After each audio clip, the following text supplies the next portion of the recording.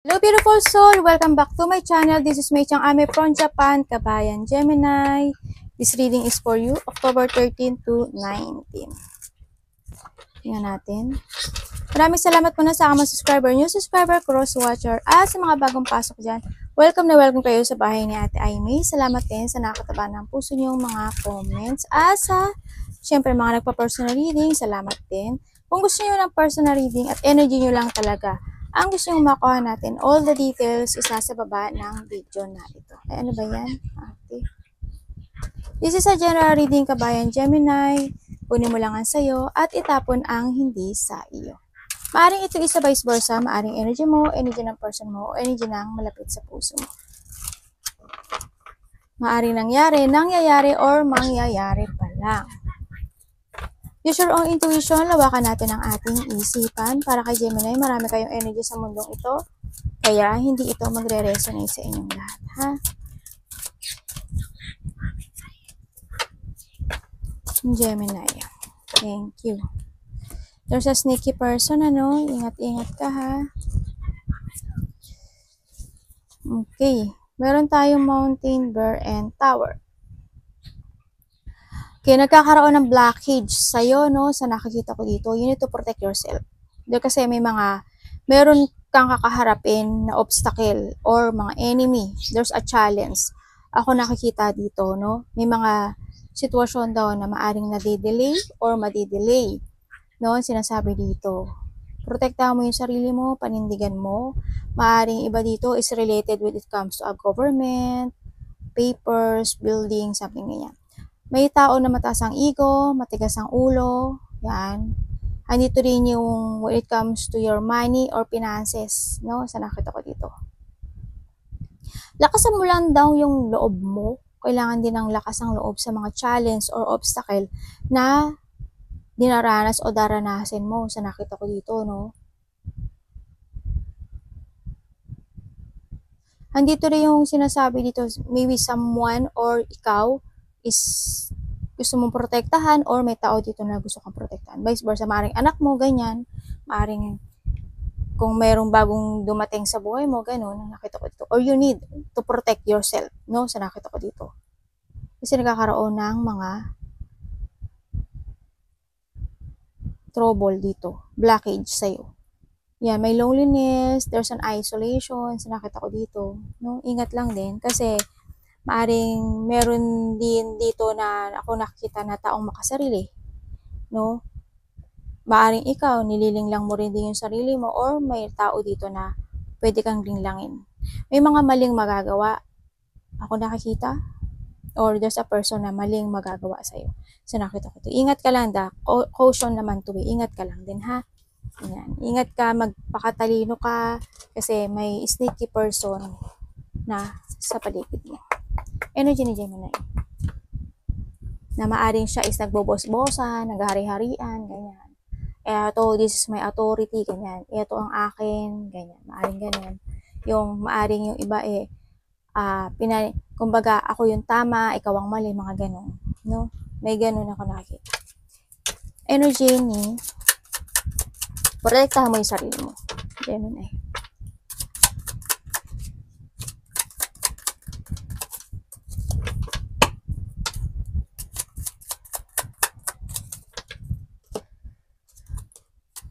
Wow. Bakit po?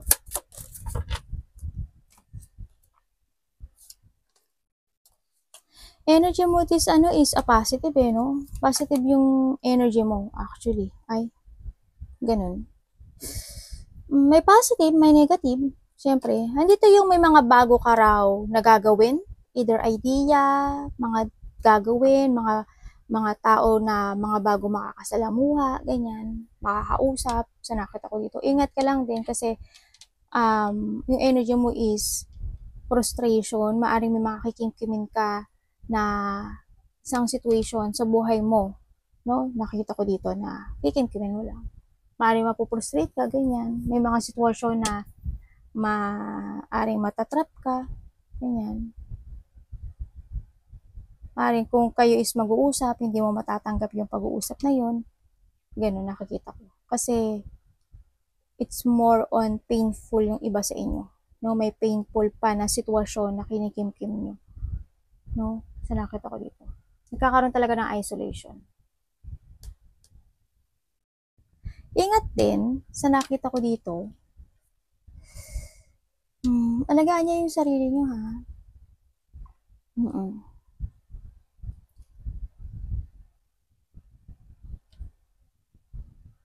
Tingnan ko nga to. Ano pwede ko malaman dito?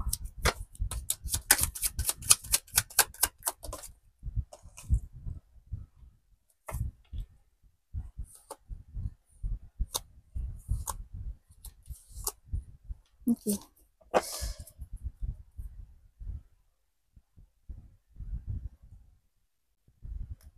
Ingat din kasi sa nakikita ko dito, maybe ikaw or a part of the family, ako nakikita dito or kasamahan sa trabaho, maaring doon is napoprostrate ka sa bago mong tinatahak na buhay ngayon. Maaring related ito sa bahay, related ito sa bagong katayuan mo, ganyan, trabaho man yan, or sitwasyon na bago sa'yo, no? Maaaring nagkakaroon ng ganun na frustration or situation na nagkakaroon ng negativity, no? Sa nakita ko dito.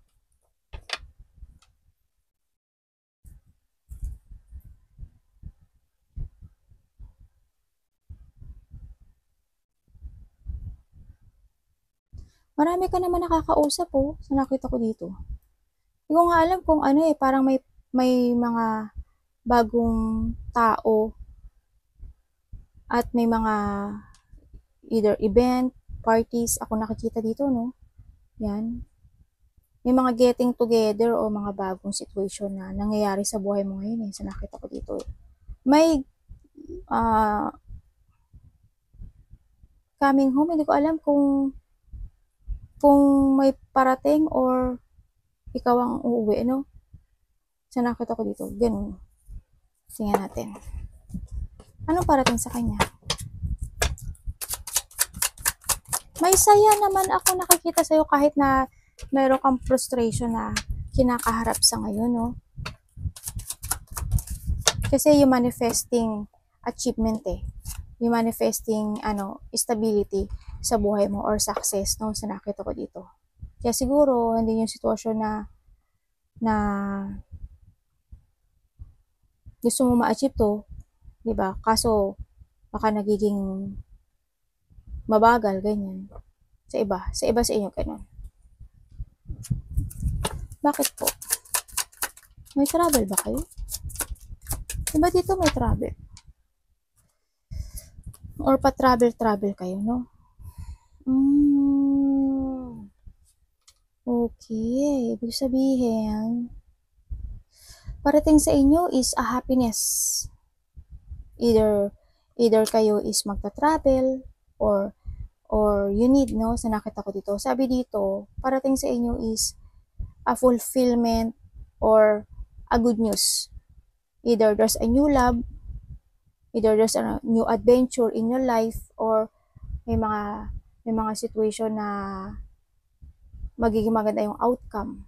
Ganyan. Maaring may mga sitwasyon na pinipili mo na yung sarili mo, ganyan, na may mga i-explore ka na, may mga growth ako nakakita dito, no. Nandito na rin yung parang makakaramdam ka raw ng saya dito sa sitwasyon or sa tao na to, no. Sa iba dito is a person kasi. Maaring nahanap mo na yung happiness mo or mahanap na ng iba, ganyan.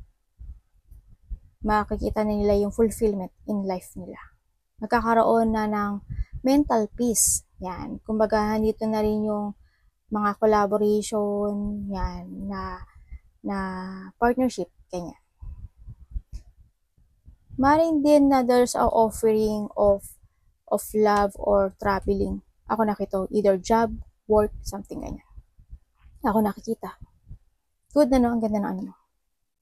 Yun ang parating sa'yo. A good news. Yan.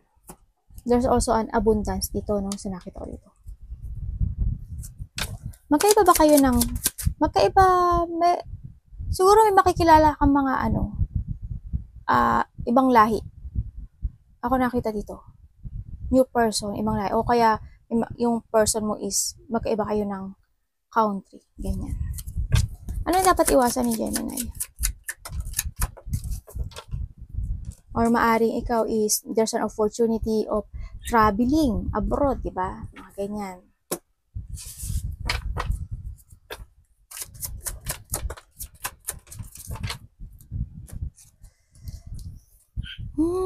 Okay. Ang dapat mo daw iwasan, kasi sa nakita ko dito, may isang sitwasyon sa buhay mo na nakokontrol ka. No? Is na hindi yung hinahanap mo yung liwanag, syempre, nandito yung gusto mo kumawala sa sitwasyon, na gusto mo na magkaroon ng recovery dito sa sitwasyon na to. No, hindi kasi yung part na maaring nagkaroon ng mga hindi magandang naging resulta, either sa family mo, either sa relationship mo, or either sa boss mo, or sa trabahong place mo, no, sa nakita ko dito.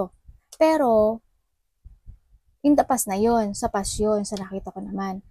Kasi ngayon, nakikita ko dito na ang iwasan mo daw is yung situation na makontrol ka ng nararamdaman mo sa nakaraan. Ganon. Na makontrol ka ng nakaraan or may tao dito na kinokontrol ka. Okay? Sa nakita ko dito. Kasi andito yung situation na maaring this is your boss, this is your dating karelasyon, no? Maaring ito is kuya mo, ganyan. Family mo, ganyan. Na nakokontrol ka, ganyan. Ang nakita ko to. This is a time na rin talaga na i-release mo yung sarili mo dun sa tao na yon or sa sitwasyon na yon. So nakita ko dito. Make a new horizon, iwasan mo yung makontrol ka ng emotion, no? Dito. Kumbaga, dito yung mag-focus ka na sa stability mo, ganyan. Sa bagong ikaw at new beginning in your life, no? Sinasabi ito kasi kailangan talaga dito ng acceptance. Magkakaroon na ng recovery, no? Kumbaga, ibig sabihin kung ikaw is dating nasaktan or may mga nangyari sa'yo or sa relationship mo or sa'yo, no? Magkakaroon na daw ng recovery sa'yo. Kasi there's a new horizon ako nakikita sa'yo. Ganyan.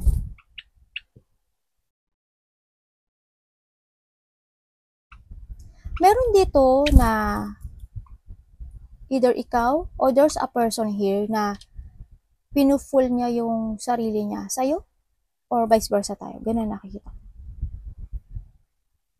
Or maaring ikaw, meron kang isang situation na pinipilit mong kamtin. Ganun. Kasi gusto mo na ng pagbabagong buhay or gusto mo nang makamit or ma-success itong sitwasyon na to. Ganun nakita ko. Meron din ako nakikita na na hindi ko alam kung may nagpapadoktor, either rehabilitation, may nakita akong ganun. Either ikaw or a part of the family. Ako nakikita. Tingnan natin ang iyong love. Anak, baba. Baba mo na, anak. Diyan. Okay. Tandaan nyo, love is sa lahat, ha? Sandali. Opo.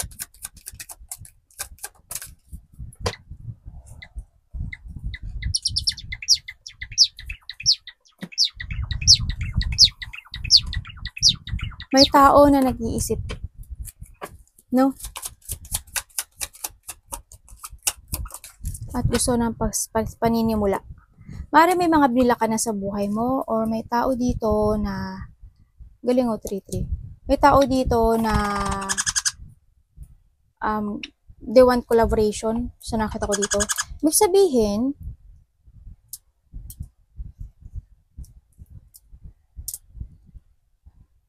kung this is a person, may tao dito na very stable, no? Either siya is a businessman, either siya is may kakayanan siya, may kaya siya actually. Maaaring itong tao na to is kadiling mo, no? Or karelasyon mo sa ngayon, sa nakita ko dito. Kasi we have the Ace of Cups din kasi. Sabi ko sa'yo, there's a new person na maaaring nakita mo na yung enlightenment, no? Ang nakita ko dito. And then, sa nakikita ko rin dito, yung iba sa inyo, meron na kayo mga bagong ginagawa. Either may mga bagong business na kayo, bagong trabaho, or mga bagong mga collaboration when it comes to your financial. Yan, meron na kayo mga kapartner or may mga kadiling na kayo sa nakikita ko dito, no? Mga bago sa inyo sa nakita ko. It's good naman kasi what it comes dito is, nagkakaroon ka ng pera dito sa iba sa inyo. Kung this is a person, very stable itong tao na to sa nakita ko dito. Yan. Tingnan natin ang advice. Kasi nakita ko dito na no? As in, nandito ka na sa sitwasyon mo na bago Maari may mga binila ka na or may mga ayaw mo nang kausapin na tao, ganyan.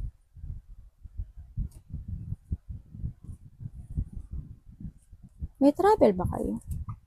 Pa-travel. Tingnan natin ang advice. Anak na.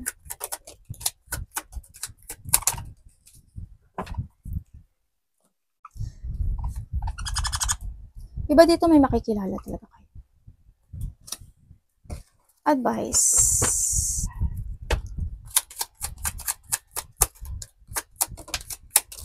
Thank you. Okay, thank you. Ang advice is you need to decide. Ngayon is you need to decide to focus to yourself. Kumbaga, andun na rin yung start a new beginning, you need to abandoning the past. Kailangan mo na rin manindigan, no? Kung alam mong tama ka sa isang situation, manindigan ka, protektahan mo yung sarili mo, ganyan. Sa nakita ko dito, kasi may mga challenge na parating din sa'yo, sa iba, or mga kinakaharap mo, no? Kumbaga, manindigan ka. Panindigan mo yung dapat panindigan sa nakita ko dito. This is a time na rin talaga na maaring ikaw is nag-iipon na ng pera or saving money, no? Sa nakita ko dito. Look to the future, ang sinasabi dito. No? Tsaka, ang sinasabi dito,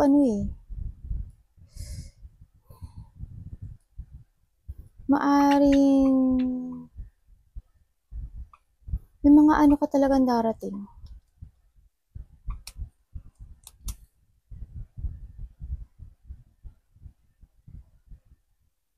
Tingnan ko nga to.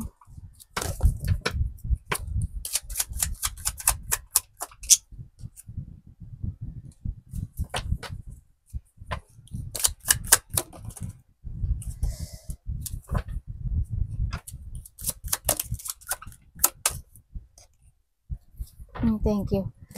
Okay. Sinasabi dito, you need to learn from the past, no? Kasi siguro in the past, hindi naging maganda yung iyong financial, ganyan, sa nakita ko dito, or yung stability mo, hindi naging good, no? Ngayon daw, is kailangan mo na daw ng pagbabago sa buhay mo. You need to focus sa situation, no? You need to learn from the past, kumbaga. Start a new beginning, kailangan mo na daw evaluate or kailangan mo na i-value yung meron ka sa ngayon. Kumbaga, huwag ka na maging magastos, kailangan mo na mag-save ng money, kailangan mo na mag-ipon, ganyan, no? Sa nakita ko dito. And then, trust to your intuition, no? Dito, sa nakita ko dito. Alam mo ba na may tao dito na nag-iisip ng hindi maganda sa'yo?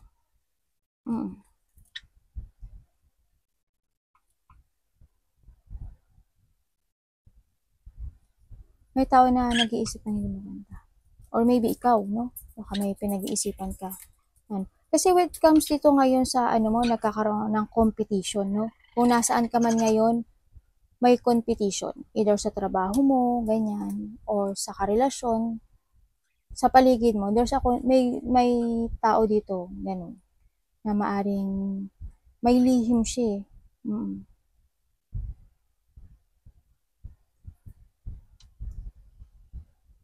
Para hindi kanya gusto.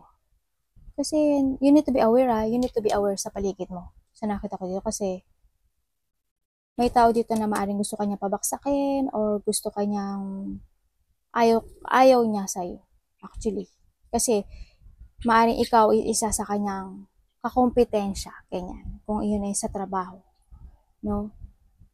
Or vice versa tayo. Arigato namaste, God bless.